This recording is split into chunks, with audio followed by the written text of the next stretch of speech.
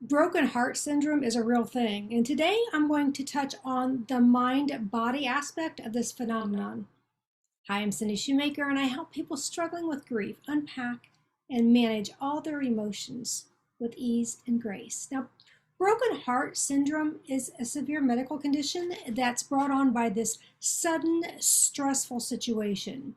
And many times it follows the loss of someone close to you, but it can also be brought on by severe emotional traumas that then causes severe stress within the body. And it's these stressful situations that cause a temporary disruption of your heart's normal pumping function, while the remainder of the heart functions normally or maybe even with more forceful contractions. And it's this sudden flood of stress chemicals that can shock your heart muscle. So this is a real thing. And some people feel like they're having a heart attack when they're going through this, and they must be evaluated to find out if they are or not. So that's nothing you should ever ignore. And it's not uncommon for people who have been married for a long time to pass away within days or maybe even hours of each other, especially if the first loss or the loss of the spouse was sudden or unexpected. Um, you can you can heal from loss and heartbreak, even though in that moment it may feel impossible because the emotions are so overwhelming. But you can heal in a healthy way. And the first step to that is acknowledging the loss actually happened. And I call this, with my clients, I call this radical acceptance of what is. The second step is realizing what you are doing with this event in your mind. Yes, you're going to feel the loss, you're going to feel the hurt, but many times people bypass those feelings and go straight to these feelings of guilt, regret, and all the should haves and could haves that don't help that situation. They just lead you down this dark rabbit hole of swirling emotions that just absolutely engulf you. So just notice what you're doing inside. Notice and validate all the emotions, all the feelings. Give them a voice. They need to come out. They need to be validated.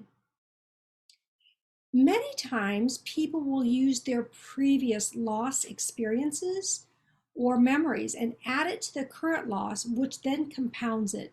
And they do this consciously and subconsciously. Many times it's subconsciously.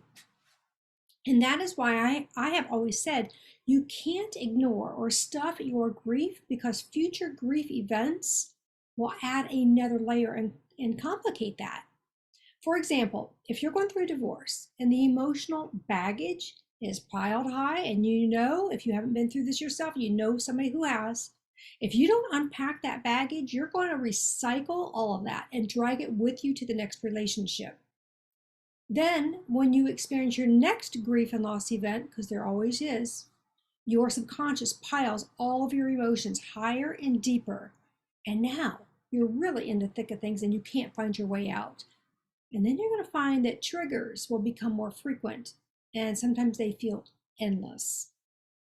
Now, if you're grieving the loss of a child, as my husband did, and if you don't find a way to manage those emotions, then when the day comes that you lose a parent or you lose a spouse, it's going to feel like you're throwing gasoline on a fire that's still smoldering underneath in your subconscious.